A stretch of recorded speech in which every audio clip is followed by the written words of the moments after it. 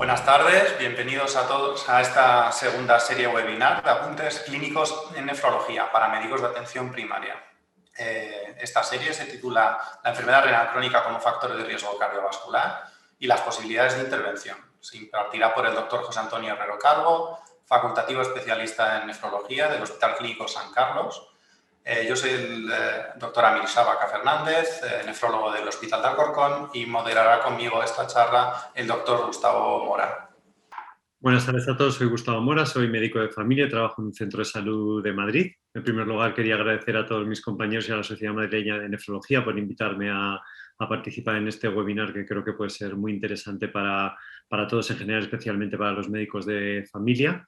Recordar a todos que, como es lógico, en este webinar se puede... la idea es compartir experiencias y, por tanto, todos los que estáis compartiendo el webinar podéis hacer preguntas. Si os fijáis en la pantalla que tenéis en la página web, bien en la parte de arriba o a la derecha o bien en la parte de abajo, según como tengáis abierta, digamos, la ventana, podéis hacer preguntas directamente donde pone preguntas. Directamente ponéis vuestro nombre, ponéis vuestro correo y en el cuerpo donde pone mensaje directamente hacéis la pregunta que queráis, que nos llegará a nosotros, y después en la parte final del webinar las compartimos para que haya un cierto debate. Pues de nuevo, gracias a todos y sin más dilación doy paso al doctor José Antonio Herrero, nefrólogo del Hospital Clínico San Carlos. Cuando quieras, José Antonio. Muchas gracias. Bueno, quiero agradeceros vuestra presentación. Quiero agradecer a la SOMANE, a la Sociedad Madrileña de Nefrología, y por invitarme a participar en esta webinar tan interesante, sobre todo para compartir con vosotros la atención primaria desde especializada, donde todos vamos a aprender. Este es el guión de los próximos minutos de la charla que os voy a dar. A modo de introducción daré algunos datos epidemiológicos, luego hablaré de la relación, someramente, de la relación corazón-riñón, datos de la mortalidad en la enfermedad renal crónica, qué peculiaridades hay en la enfermedad cardiovascular, en la enfermedad renal crónica, y también qué posibilidades de intervención, aunque esta parte seré bastante breve, puesto que esto se va a hablar fundamentalmente en la tercera sesión del webinar. De la misma manera, en la introducción, en la epidemiología, daré solo de pocos datos, puesto que ya quedó perfectamente aclarado ese punto en el anterior webinar que hubo y que impartió el doctor Fernando Tornero. En cualquier caso, quiero mostrar datos que ya se hablaron en la primera charla sobre la prevalencia de enfermedad renal crónica, sobre todo enfermedad renal crónica oculta. Hay dos estudios, el EPIRCE, que fue en el 2001, donde hubo una muestra aleatoria representativa de la población española en 2000 y pico pacientes, donde se mostraba que la prevalencia de enfermedad renal crónica era del 9,16%, con una mayor incidencia, como se ve en el gráfico inferior de la izquierda, en el estadio 3. En el otro trabajo ya mucho más reciente, en el año 2018, en el estudio ENRICA, aquí se utilizó no solamente la creatinina sérica para el MDRD, sino que se utilizó el filtrado glomerular por la fórmula CK de EPI y también el cociente albúmina-creatinina. Pero estos datos, y se mostró una prevalencia del 15%, cosa que ya conocen del anterior webinar y de otros datos anteriores, pero yo lo que quería destacar aquí es la alta prevalencia de factores de riesgo cardiovascular en los dos estudios, en estas poblaciones. Tanto en el EPIRCE como en el ENRICA hay una prevalencia elevada de dislipemia, de hipercolesterolemia, de obesidad, de hipertensión, de diabetes y de tabaquismo. Y es que existen numerosos factores que son comunes de riesgo cardiovascular y diríamos de promotores o favorecedores de la enfermedad renal crónica, como puede ser la obesidad, la diabetes, la hipertensión, etc. Son comunes factores que son de riesgo cardiovascular y que pueden hacer aparecer la enfermedad renal crónica. Y no solamente aparecer la enfermedad renal crónica, sino que influyen en la progresión de la enfermedad renal crónica. A nuestro lado izquierdo de la pantalla, desde los niveles diríamos, incipientes de afectación renal con incremento de la albuminuria, hasta los estadios a la derecha de la pantalla de nivel de tasa de filtrado glomerular bajo, con enfermedad renal crónica terminal.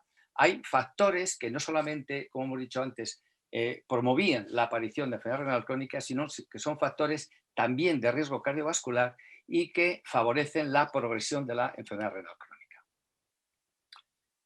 Como dato ilustrativo de lo que estoy hablando, esta es un registro, el registro de la Sociedad Española de Nefrología sobre la incidencia de pacientes en tratamiento renal sustitutivo desde el año 2005 hasta el año 2019. La verdad es que no ha variado mucho, pero lo que quiero destacar en esta diapositiva es, si nos fijamos en una columna, por ejemplo, el año 2019, el 25,8% de la etiología de los pacientes incidentes en diálisis es la diabetes mellitus, con sus factores de riesgo cardiovascular correspondientes, y las enfermedades vasculares representaban un 34%. En total, más del 40% o el 40% de las etiologías de los pacientes incidentes ya de por sí o bien son con afectación cardiovascular o de elevado riesgo cardiovascular.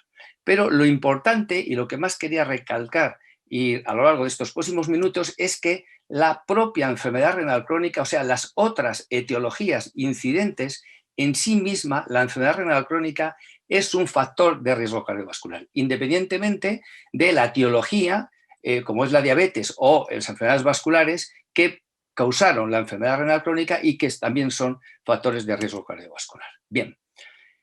Quiero en el siguiente punto, hablar de la relación entre riñón y corazón. Existe una estrecha asociación entre la función cardíaca y la función renal. La disminución del gasto cardíaco lleva a una disminución de la perfusión renal, una disminución del flujo sanguíneo y un descenso de la tasa de filtrado glomerular y pues, las consecuencias que eso puede tener sobre el riñón. Y de la misma manera, la enfermedad renal crónica condiciona la retención de sodio y agua y esta sobrecarga de volumen causa una disminución del rendimiento cardíaco. De tal manera que en esta conexión cardiorrenal los episodios cardiovasculares aumentan el riesgo de enfermedad renal crónica incidente y que por otro lado la enfermedad renal crónica aumenta el riesgo de aparición de episodios cardiovasculares, ¿no? De insuficiencia cardíaca.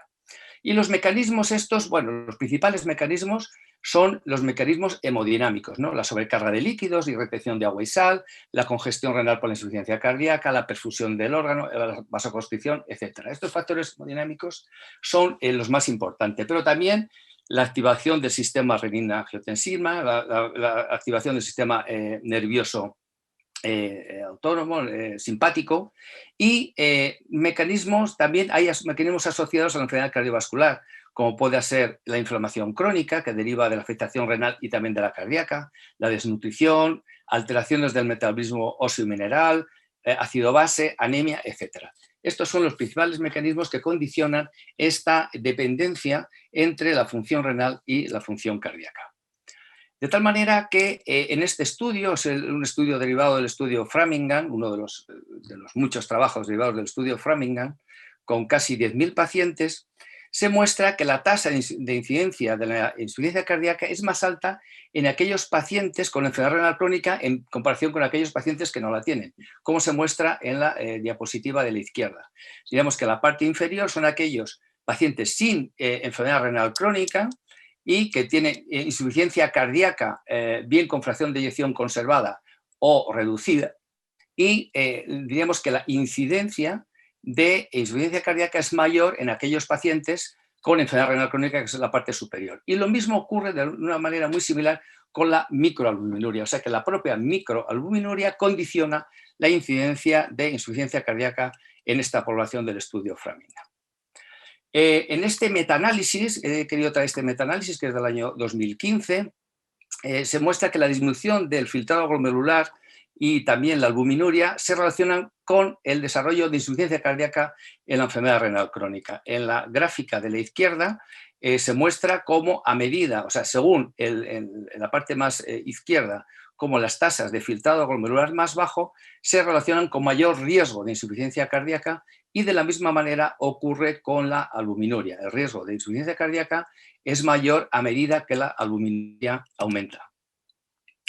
En este otro trabajo del grupo del Veterans, sobre más de 3,5 millones de personas que tienen un filtrado, filtrados glomerulares por encima de 60, se identificaron unos 150.000 que tenían algún grado de insuficiencia cardíaca. Y entonces vieron en este grupo que la insuficiencia cardíaca se asociaba a una disminución más rápida del filtrado glomerular. O sea, esta es una visión en espejo de lo anterior.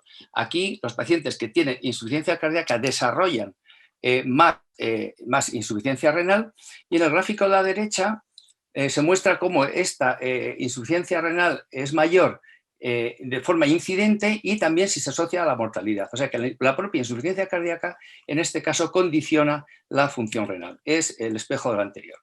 De tal manera que existe una gran relación entre riñón y corazón y como se puede, y luego un dato también muy interesante es este registro en el lado derecho de la diapositiva, donde se muestra que los pacientes con enfermedad renal crónica en realidad tienen mayor probabilidad de fallecer por enfermedad cardiovascular que de avanzar hacia la enfermedad renal crónica terminal, con lo cual el factor del riesgo cardiovascular de estos pacientes es enorme.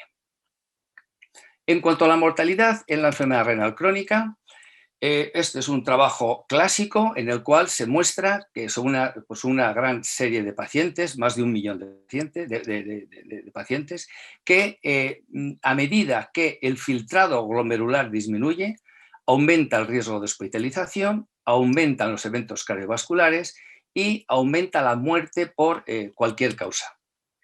Y en este metaanálisis, publicado un poco después, unos años después, se muestra esto mismo, ¿no? Que la reducción del filtrado glomerular y la albuminuria se asocian a un mayor riesgo de mortalidad, y de mortalidad concretamente por causa cardiovascular, y mortalidad de causa cardiovascular sean o no pacientes diabéticos. El paciente diabético tiene mucho más riesgo de mortalidad y riesgo cardiovascular, y esto se muestra tanto en pacientes diabéticos como no diabéticos. En la parte izquierda de la diapositiva veis este gráfico en el cual en la parte superior son los pacientes diabéticos y en la parte inferior los pacientes no diabéticos, y se ve cómo los riesgos de mortalidad es mayor con filtrados glomerulares más bajos, y en la parte derecha el riesgo es mayor con niveles de albuminuria más alta, tanto en pacientes diabéticos como en pacientes no diabéticos.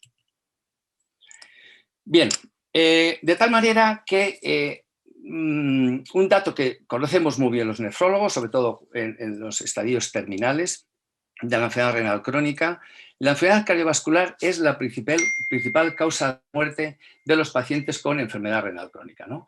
Aquí se puede ver en este gráfico claramente cómo la enfermedad cardiovascular es la mayor responsable de la mortalidad en estos pacientes, seguidas pues, de otras causas, del cáncer y de la infección. Y por otro lado, a medida que disminuye el filtrado glomerular, el riesgo de mortalidad aumenta, y concretamente de causas cardiovasculares. De tal manera que según las guías KDIGO, en este momento la evaluación del riesgo cardiovascular, como ya todos sabemos, se debe de hacer no solamente en base al filtrado glomerular, sino también en base a los niveles de la albuminuria. Y de tal manera que se construye este cuadro donde podemos observar que este riesgo en rojo es mucho mayor, con tasas de filtrado glomerular más bajos y niveles de albuminuria más alto. De tal manera que nosotros debemos, cuando evaluamos a un paciente, debemos de clasificarlo ya en función del grado y del nivel de albúmina. Pero, ¿por qué ocurre esto, no? ¿Por qué este gran riesgo cardiovascular en los pacientes con enfermedad renal crónica? Y esto ocurre porque, para empezar, es cierto que hay, como hemos comentado ya, como he comentado a lo largo de los minutos que estamos dando esta charla, los factores de riesgo tradicionales ya son mayores, ¿no? La hipertensión, la diabetes, la dislipemia, lo hemos visto en los registros, pero es que además la propia insuficiencia renal, la propia uremia, condiciona una serie de factores de riesgo cardiovascular.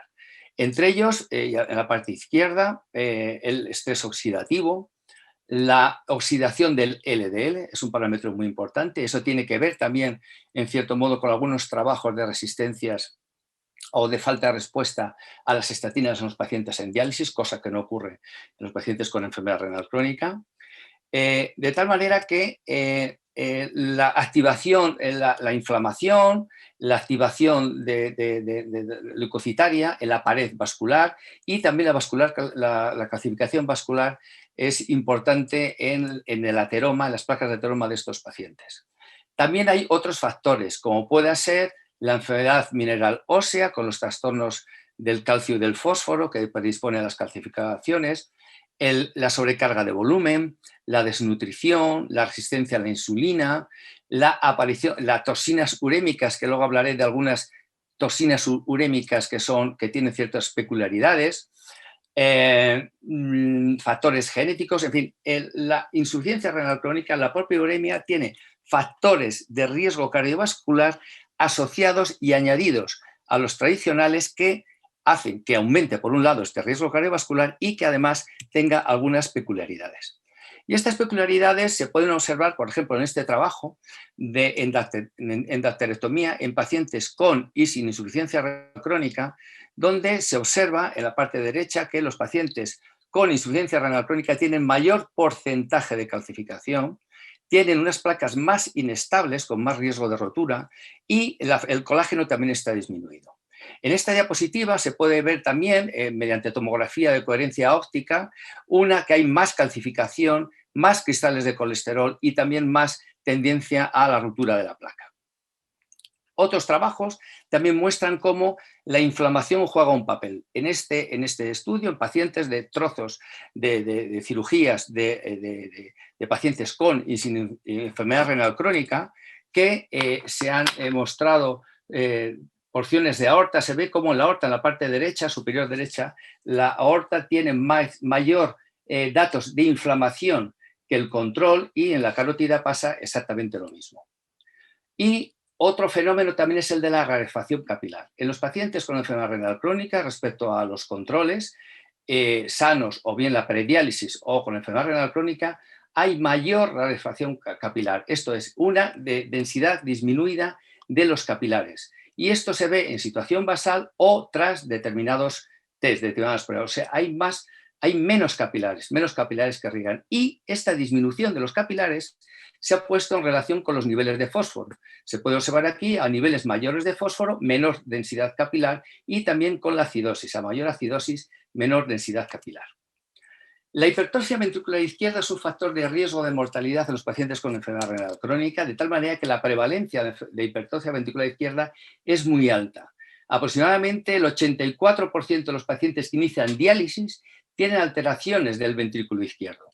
La prevalencia de la calcificación valvular también es más importante en estos pacientes que en la población general, tanto de la mitral como de la aórtica. Aquí se puede ver en el gráfico como los pacientes diabéticos tienen una prevalencia mayor de calcificación que los enfermedades con enfermedad renal crónica o pacientes que están en diálisis. Y la patogenia de esta calcificación hay muchos factores, como pueda ser el estrés relacionado con la fístula arteriovenosa, trastornos lipídicos, fibrosis relacionados con el producto calcio-fósforo, estrés oxidativo, mayores inflamaciones que llevan a esa calcificación. De tal manera que los cambios patológicos del sistema cardiovascular en enfermedad renal crónica afectan a grandes vasos, con arteriosclerosis, afecta a la microvasculatura y afecta también al corazón, como acabamos de ver, mayor hipertrofia, disminución del número de miocardiocitos, mayor calcificación coronaria y calcificaciones valvulares. Otro dato importante es que sobre estos factores de riesgo que acabamos de comentar, en los estadios más avanzados de la enfermedad renal crónica y sobre todo en la diálisis, empieza a tener mucho protagonismo los accidentes cardíacos no ateroscleróticos, esto es, las arritmias y las muertes súbitas, como se pone en manifiesto en este registro americano. Y en este sentido, Esta es la etiología de las causas de mortalidad de los pacientes prevalentes según con enfermedad renal crónica en tratamiento renal sustitutivo, como se puede observar en la parte inferior que los factores cardiovasculares, como la causa cardíaca, vasculares o la muerte súbita, tienen un papel importante, suponen el 34% de las muertes, y de este 34% de las muertes, la mitad aproximadamente son por muerte súbita. O sea que a medida que aumenta, diríamos, la afectación renal, el porcentaje de arritmias y de muerte súbita incluso es elevado, incluso supera a los otros factores de muerte de origen cardíaco o vascular.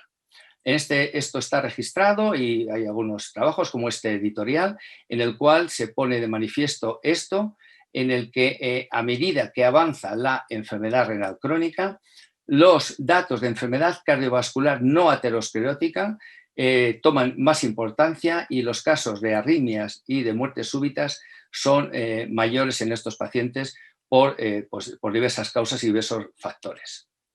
De tal manera que hablamos del paciente vulnerable con enfermedad renal crónica, donde hay afectación miocárdica, donde hay afectación vascular, donde hay una trombopatía urémica, donde hay aumento del estrés oxidativo y donde hay también una serie de toxinas urémicas que no me he resistido a la tentación de hablar de ellas. Y estas son estas toxinas. Diríamos que de los grupos de toxinas urémicas que hay unas, que son estas que se señalan en el centro, que son toxinas que están unidas a proteínas. Son estas toxinas unidas a proteínas que son de origen intestinal. Por ejemplo, una de ellas es el pecresol.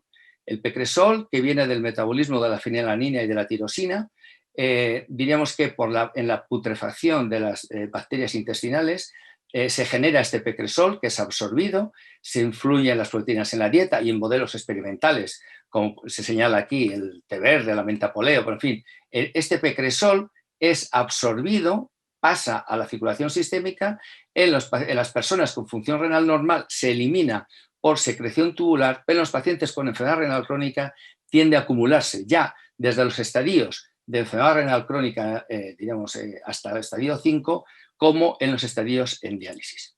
¿Y qué importancia tiene este pecresol? Pues tiene una importancia bárbara. Hay numerosísimos trabajos que ponen de manifiesto la relación entre pecresol y daño vascular, la relación entre pecresol y riesgo cardiovascular y directamente con la mortalidad.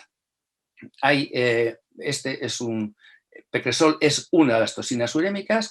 Otra toxina urémica muy estudiada es el inoxidilsulfato y hay múltiples evidencias de que estos niveles elevados de inoxidilsulfato y también de pecresol se relacionan con la aterosclerosis, con la insuficiencia cardíaca, con la aparición de arritmias, con la arteriosclerosis, en fin, con los accesos, con trombosis vascular, etc. De tal manera que esta es una, diríamos, de las grandes asignaturas pendientes que tenemos a la hora de prevenir riesgo cardiovascular en los pacientes con enfermedad renal crónica. Para terminar, la última parte de la intervención va a ser sobre las posibilidades que tenemos de intervención. Las posibilidades de intervención, la primera de todas que debemos de tener en cuenta es poder analizar y predecir en la medida de lo posible aquellos pacientes que tienen mayor riesgo cardiovascular, ¿no? Según este metaanálisis, como se señala aquí, un metaanálisis con datos a nivel individual de 637.000 personas sin ningún antecedente de enfermedad cardiovascular, son varias cohortes. Entonces, en este metaanálisis se intenta evaluar la predicción del riesgo mediante la tasa de filtrado glomerular y la albuminuria para la mortalidad cardiovascular y para los casos fatales y fatales de enfermedad coronaria. Y se intentan comparar como factores independientes. Y efectivamente, en todos, diríamos, si el factor independiente tenemos la tasa de filtrado glomerular para la enfermedad cardiovascular o la albuminuria o la combinación de ambos mayor, tienen mayor predicción sobre la aparición de riesgo cardiovascular. Con esto, ¿qué es lo que quiero decir? Pues quiero decir que en los grupos de riesgo debemos de emplear estas herramientas, primero en la población, en cualquier paciente de grupo de riesgo, y luego también en el seguimiento de los mismos. De tal manera que las guías, diversas guías, como se muestran aquí en esta diapositiva, recomiendan el cribado sistemático de enfermedad renal crónica en aquellos pacientes de riesgo, como pueden ser pacientes diabéticos, pacientes con hipertensión o pacientes que tienen ya algún dato de enfermedad cardiovascular. Las propias KDIGO dicen que los análisis periódicos en estos grupos de riesgo pueden indicar tempranamente una afectación renal, ¿no?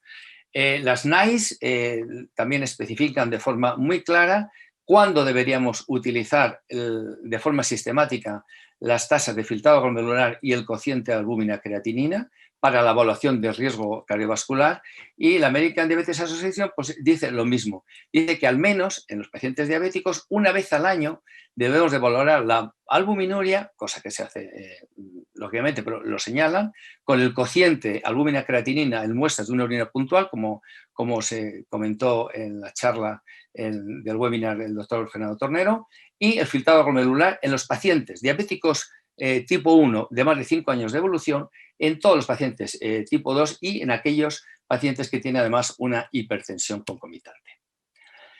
Las guías KDOQI en el 2020 señalaban estos niveles de intervención que paso ahora a detallar, aunque no de forma demasiado exhaustiva. Diremos que a todos los pacientes que tengan, en este caso a todos los pacientes con diabetes con enfermedad renal crónica, hay que hacerle, el nivel de ejercicio es súper mandatario, una nutrición adecuada, evitar el tabaquismo, la regulación de los lípidos, luego detallaré un poco más, de forma un poco más detallada la intervención sobre los lípidos, el control de la tensión arterial y el control glucémico. Esto debe ser en todos los pacientes. En la inmensa mayoría de los pacientes, como bien sabemos, y se ha hablado repetidamente y no voy a insistir demasiado en ello, por supuesto, es el sistema del bloqueo del sistema renina-angiotensina.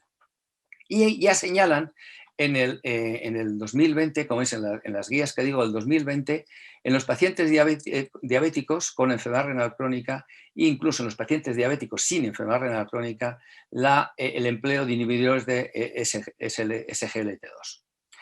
En algunos pacientes se hará tratamiento antiagregante, ya no es un uso mayoritariamente como se hacía antes en todos los pacientes diabéticos tipo 2 antiagregantes, no, en algunos pacientes seleccionados se harán antiagregantes. Voy a detallar algunas de estas cuestiones.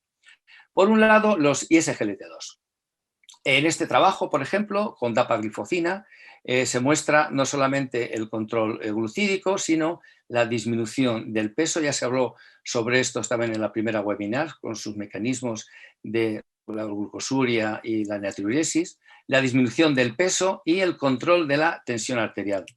El estudio en PARRED con empagliflozina fue el primero que mostró una prevención del riesgo cardiovascular y con empagliflozina en pacientes diabéticos tipo 2 respecto al placebo.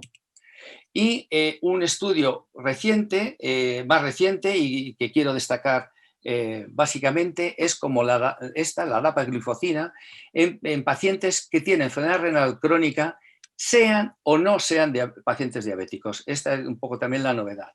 Pacientes con o sin diabetes, hay con unos criterios de inclusión, la edad, unos filtrados glomerulares, pues como veis ahí, oscilantes entre 25 y 75 y una microalbuminuria entre 200 o 5.000 miligramos gramo, que tienen dosis estables de bloqueo del sistema renina-angiotensina y que pueden o no tener diabetes tipo 2, ¿no? Y ahí están los criterios de exclusión.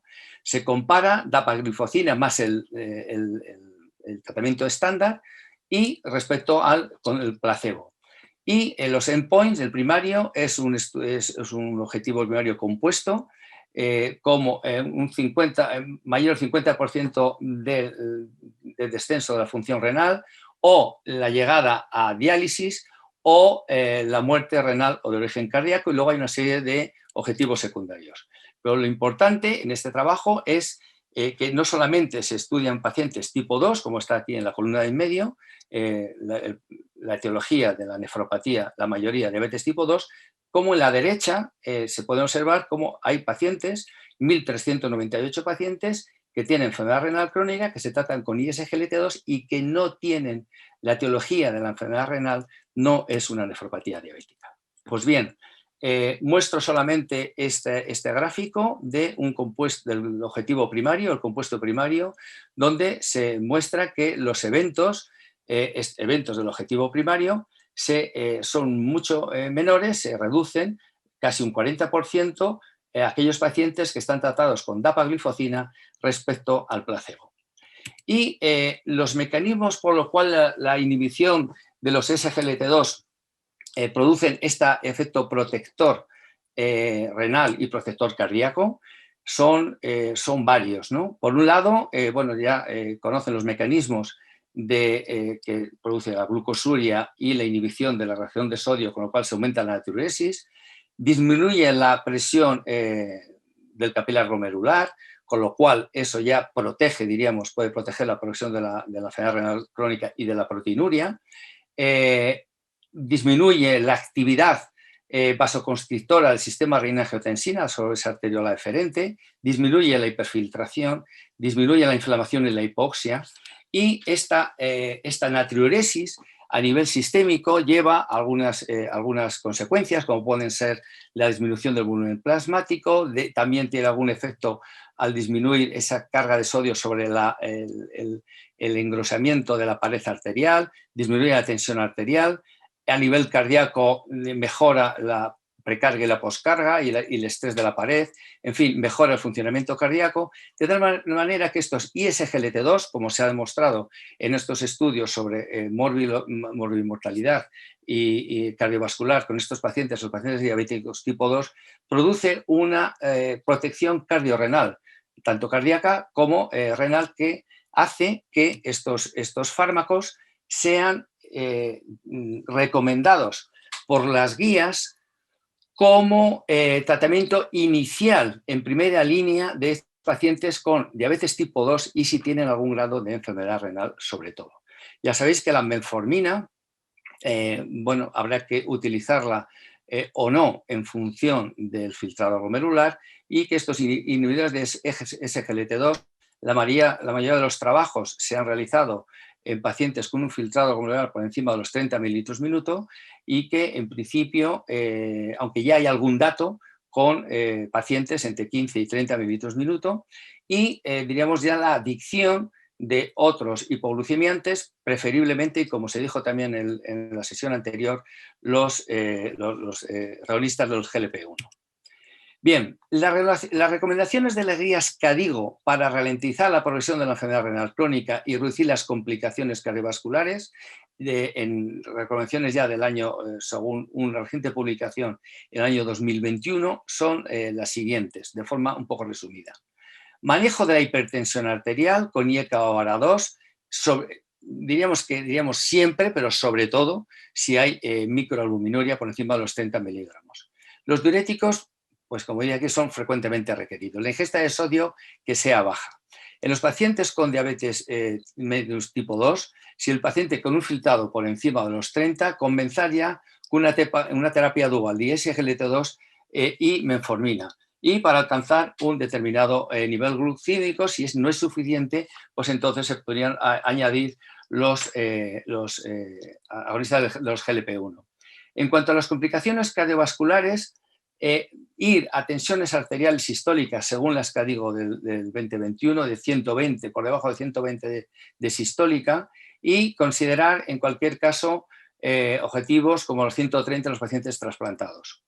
Y la terapia hipolipemiante, que la hemos dejado antes un poquito colgada, diríamos que se recomienda en todos aquellos pacientes con enfermedad renal crónica y mayores de 50 años, de una forma general, aunque esto podemos hablarlo, se puede cuestionar de alguna manera, y en aquellos pacientes con enfermedad renal crónica y menos de edad, entre los 18 y los 50, se pondrá estatina si hay algún dato ya de afectación cardiovascular, como puede ser una enfermedad coronaria, diabéticos, accidentes cerebrovasculares o otro riesgo. Y la aspirina ya se recomienda en la prevención secundaria, a menos que haya alguna complicación hemorrágica que supere a los beneficios. Las guías ADA 2021 también priorizan el uso de los ISGLT2 en los pacientes diabéticos tipo 2 con enfermedad renal crónica. Y hay otros factores también, además de estos, que pueden ayudar a identificar y también, sobre todo, a prevenir y tratar estas complicaciones, como es el tratamiento adecuado de la anemia, la corrección de la acidosis y, muy importante, aquellos datos relacionados con el metabolismo óseo mineral, fundamentalmente el fósforo y, en segundo lugar, el calcio. No puedo por menos que hablar, en último lugar, de las estrategias que nos pueden venir en los próximos años para tratar a estos pacientes, para intentar reducir en estos pacientes estas toxinas de origen intestinal que habitualmente, como decíamos, se segregan, se eliminan por secreción tubular, que se acumulan en estos pacientes y que son una gran fuente de riesgo cardiovascular y que en estos momentos no se está haciendo. Esto es algo, en este momento diríamos que está en estudio, es algo quizás futurible. Hay varios trabajos sobre la utilización de los simbióticos, pre y probióticos unidos, para reducir, para cambiar, diríamos, la flora intestinal y hacer que esta secreción y esta producción de toxinas unidas a proteínas a nivel intestinal sea menor, o la utilización de quelantes o de captores a nivel intestinal de estas toxinas unidas a proteínas. Bien, en resumen, puedo decir, y para concluir, que la prevalencia de la enfermedad renal crónica oculta es elevada, como ya se había dicho en la sesión anterior, que esta enfermedad renal crónica oculta y no oculta, la enfermedad renal crónica tiene un elevado riesgo cardiovascular, que tiene mucha importancia el detectar esta enfermedad renal crónica oculta, porque detrás de estos pacientes que no se saben renales tienen el riesgo cardiovascular, como habíamos hablado de los estudios iniciales de la epidemiología, que el despistaje de la enfermedad renal crónica debe incluir no solamente la tasa de filtrado glomerular, sino también la albuminuria, y que la tasa de filtrado glomerular y la albuminuria se debe hacer en aquellos pacientes de riesgo, anualmente en los pacientes hipertensos, diabéticos o con cualquier afectación cardiovascular, porque podemos detectar enfermedad renal incidente en estos pacientes o la progresión de la misma, desde luego, si ya ha aparecido. Que la intervención sobre los factores de riesgo cardiovascular y la progresión de la enfermedad renal crónica incluyen todas las herramientas clásicas de prevención y de tratamiento y de intervención sobre estos pacientes, como puede ser el ejercicio, como puede ser la dieta adecuada, el control de la tensión arterial, el adecuado manejo de los lípidos, el control glucídico en la diabetes mellitus, los bloqueantes del sistema renina-angiotensina y la reducción de la proteinuria, básicamente con estos bloqueantes del sistema renina-angiotensina. Que los ISGLT2 han demostrado reducir el riesgo cardiovascular en los pacientes diabéticos con o sin enfermedad renal crónica, también en los pacientes no diabéticos, pero bueno, ese es otro paso, ¿no? Pero de momento en los diabéticos con o sin enfermedad renal crónica han demostrado reducir el riesgo cardiovascular y que, por tanto, las guías recomiendan incluir a estos ISGLT2 en la primera línea el manejo de los pacientes con diabetes mellitus. Bien, y con estas conclusiones he terminado y pues damos paso muy gustosamente a las intervenciones y a las preguntas y al coloquio. Bueno, pues muchas gracias por esta intervención que me ha parecido tan interesante, además bastante ajustada al tiempo, que eso siempre es de agradecer, que yo creo que deja unos conceptos muy claros que pueden ser muy útiles para los médicos de familia y también algunas incertidumbres que seguro que se van a reflejar un poco en las preguntas. Aprovecho para recordar a todos los asistentes que nos acompañan que las preguntas las podéis hacer a través de la página web en las que estáis, en el apartado que pone preguntas, poniendo nombre, correo y directamente el mensaje, ¿no? Pues yo como médico de familia solamente destacar, me parecen hay algunos mensajes muy importantes, principalmente ese vínculo que yo creo que no debemos olvidar en la práctica clínica entre la enfermedad cardiovascular y la enfermedad renal crónica, que es casi con un nexo bidireccional muy importante, ¿no? Se me ocurren algunas preguntas. Bueno, yo creo que lo que aportan los inhibidores de SGLT2 para la enfermedad renal crónica es evidente, pero en la práctica clínica nos vemos todavía un poco con esa contradicción de lo que dicen las fichas técnicas con respecto a su utilización según el filtrado glomerular y lo que empiezan a decir un poco las evidencias. No sé si podrías a lo mejor clarificarnos en qué situación estamos. Efectivamente, las fichas y las recomendaciones de las CADIGO, como acabamos de comentar, digamos que los contraindican en pacientes con filtrados glomerulares por encima de los 30 mililitros minuto, pero en la práctica se están utilizando en pacientes con filtrados glomerulares entre 15 y 30, con vigilancia estrecha, es cierto, y que bueno, pues el control glucídico es adecuado y bueno, pues en la práctica hay alguna publicación también al respecto, algunas observaciones, pero que en la práctica, pues bueno, se está haciendo también. Muchas gracias, José, por tu presentación. Como siempre, bueno, las ponencias geniales. Creo que has lanzado muchos mensajes muy importantes para todos los médicos de atención primaria. Uno con el que me quedo especialmente, que me gustaría que hicieses hincapié sobre ello ahora, es la importancia de que no es como clásicamente se decía que la hipertensión y la diabetes y las comorbilidades asociadas a la enfermedad renal eran las que causaban el riesgo cardiovascular, sino que es la propia enfermedad renal y que independientemente del filtrado, la presencia de albuminuria, incluso con filtrados normales, se considera como de forma independiente factor de riesgo cardiovascular. Hay estudios que demuestran que la albuminuria aumenta el grosor íntima media, aumenta la hipertrofia ventricular, la mortalidad cardiovascular. Y en ese sentido, la importancia de la inhibición, ¿no?, del bloqueo sistema renina-angiotensina. Por otro lado, los estudios que se han hecho de la inhibición del sistema renina-angiotensina en pacientes con albuminuria significativa y filtrado normal muestran mucho beneficio a nivel de mortalidad cardiovascular, mientras que cuando se hacen esos estudios en filtrados menores, ese beneficio parece ya, o la evidencia es menos robusta y el beneficio va disminuyendo. Y creo que eso viene a indicar una cosa muy importante, que es la importancia de detectar precozmente a los pacientes que tienen riesgo a desarrollar nefropatía en fases iniciales que están con albuminuria. En ese sentido, ¿qué recomendarías a los médicos de atención primaria cómo y a quién hacerles cribado de cociente albumina-creatinina, a qué tipo de pacientes y con qué frecuencia para intentar detectar y empezar a implementar esas intervenciones de forma precoz? Muy bien, Amir. Bueno, has resumido perfectamente los conceptos que explicaba, ¿no? El primero de todos, que has señalado que efectivamente no solamente hay que fijarse en aquellos pacientes que tienen enfermedad renal crónica y que la causa de la enfermedad renal crónica es la diabetes o una causa vascular, sino que, como muy bien señalas y se decía al principio, cualquier causa de enfermedad renal crónica, sea origen de una enfermedad glomerular, una intersticial, un poliquístico, sea lo que sea, la propia enfermedad renal crónica de por sí, en sí misma, es un factor de riesgo cardiovascular. Y un factor de riesgo cardiovascular con una serie de peculiaridades respecto a los factores de riesgo cardiovascular clásicos, que también los tienen estos pacientes. Es algo adicional, como por ejemplo el tabaquismo, la dislipemia, la propia diabetes, la hipertensión. Sobre eso se añaden en esa gráfica que ponía, que esa gráfica es preciosa, sobre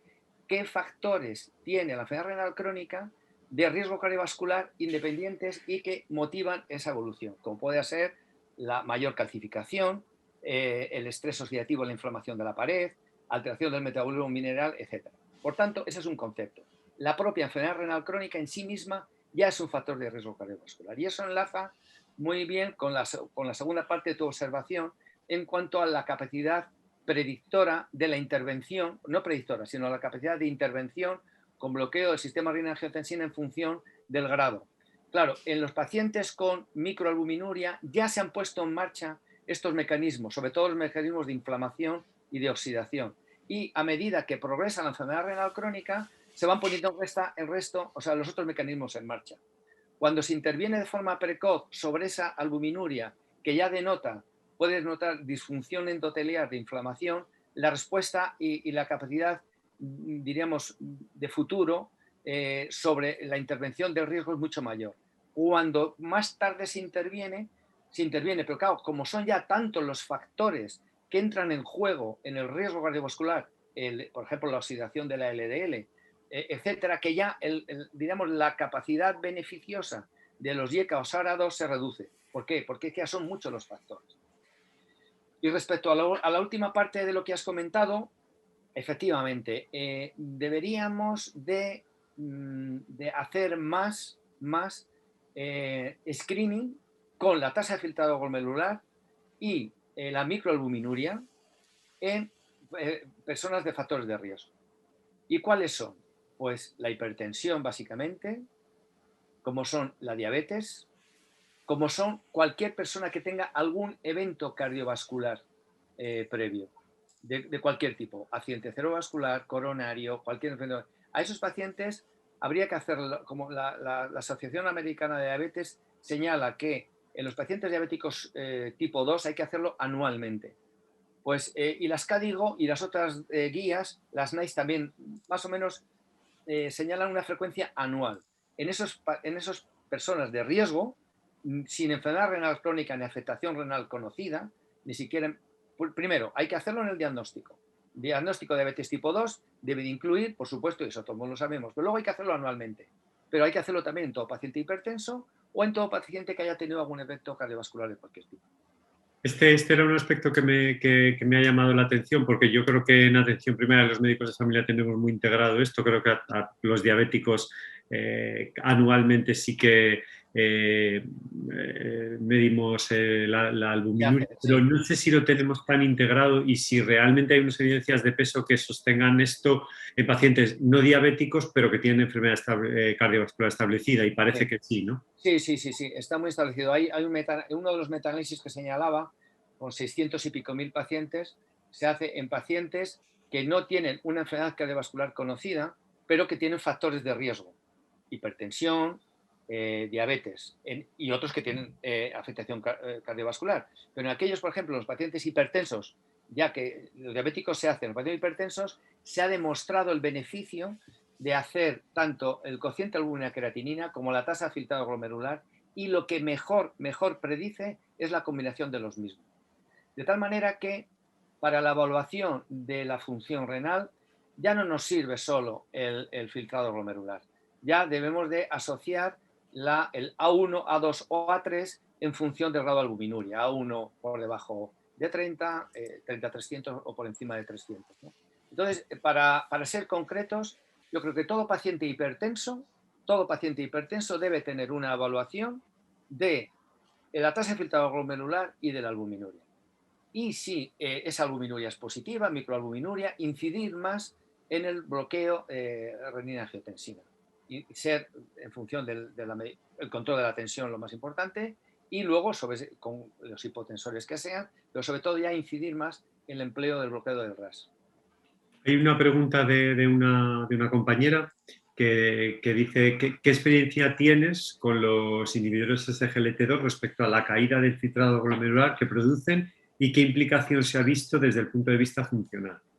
Sí, está descrito y en la práctica a veces se puede ver efectivamente que el empleo inicial de los ISGLT2 puede asociarse a una ligera caída en el filtrado glomerular.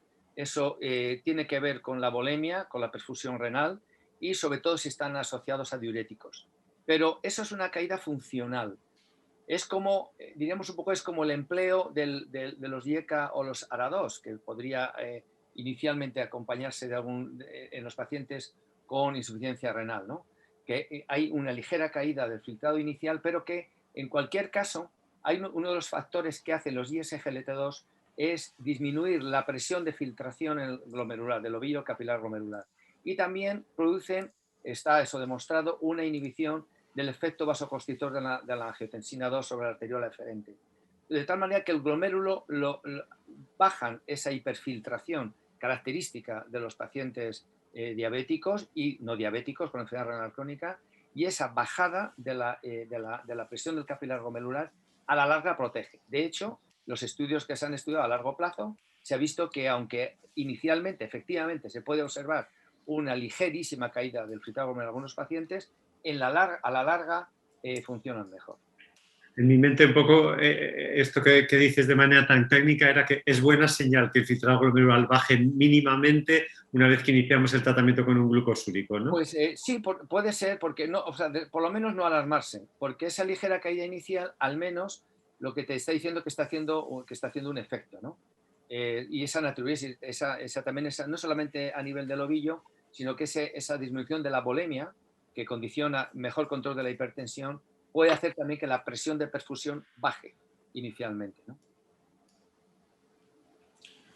Muy bien. Y José, hablando también, siguiendo hablando de los inhibidores del SGLT2, a raíz del estudio DAPA-CKD del año pasado, del uso de la dapagliflozina en pacientes con enfermedad renal diabética o no diabética, la verdad que es que un estudio tan amplio, no me acuerdo si eran 2.000, 2.500 pacientes, en el que se hizo análisis por subgrupos, vimos incluso el beneficio de estos fármacos en enfermedades concretas glomerulares como la nefropatía IgA. Cosa curiosa porque en ensayos clínicos específicos en estas enfermedades con diferentes inmunosupresores que se han ido haciendo a lo largo de los años no se han conseguido tantos beneficios o no queda claro, está muy controvertido todavía su uso. ¿Tú crees que en el futuro, aunque no esté en ficha técnica, deberíamos de empezar a usar estos fármacos como los IECA o los ARA2 de entrada? No lo sé, y eso es algo que me esperaba, Amir, que hicierais eso, porque es que, claro, todo el mundo nos preguntamos con ese estudio, ¿no? Yo creo el mecanismo por el cual se muestra este efecto beneficioso en los pacientes no diabéticos es un mecanismo hemodinámico prácticamente seguro que es un mecanismo hemodinámico el que acabamos de describir ahora mismo, ¿no? Con disminución de la presión de filtración y diríamos que sea un efecto adicional a los propios IECAS o ARA2, ¿no? Entonces yo pues efectivamente no descarto que eso se produzca, porque efectos secundarios de esa glucosuria tampoco son efectos secundarios notables, ¿no? Entonces, pues yo creo que como se suele decir, hace falta más estudios, ¿no? Pero realmente yo creo que los diseñadores de ese trabajo fueron muy atrevidos y fueron muy atrevidos en incluir pacientes no diabéticos precisamente buscando ese efecto y haciéndose la pregunta de si ese efecto hemodinámico del ISGLT2 adicional a los IECA-ORA2, porque no debemos de olvidar que en este estudio los pacientes estaban con dosis plenas de IECA-ORA2 y eso no se modificó. Y eso fue un efecto adicional. Por tanto, es un efecto adicional al efecto ese de la disminución de la presión de filtración de los IECA-ORA2. No te puedo ser más concreto, yo por lo menos, ¿no? No sé si a lo mejor otras personas con otra gente con más experiencia puede serlo. Yo creo que van a tener su utilidad y que va a haber trabajos, de hecho, probablemente ya hay trabajos sobre esto, y lo que decías tú en la enfermedad glomerular IgA, el efecto, pues seguramente es ese, ¿no? Es un efecto adicional a los IECA o ARA2. O sea, con el tiempo se prescribirán. Ahora, no por ficha técnica, tendría que ser con firma del paciente y como medicamento no incluido en ficha técnica, ¿no? Me gustaría también algo que has señalado tú, que igual tendríamos que hablar o discutir, bueno, o que concretaras un poco la indicación de estatina en la enfermedad renal crónica en pacientes mayores de 50 años. Eso es. ¿En qué estadio, a partir de qué filtrado? Bueno, un poco tu opinión al respecto. Vamos a ver. Las CADIGO en eso son muy lanzadas, para mi gusto. O sea, las CADIGO y dislipemia recomiendan dar estatinas a todos los pacientes con enfermedad renal crónica con encima de filtrados por encima de los 50 años. A todos los pacientes, ¿no? ¿Con filtrado glomerular por debajo de? Por debajo de 60.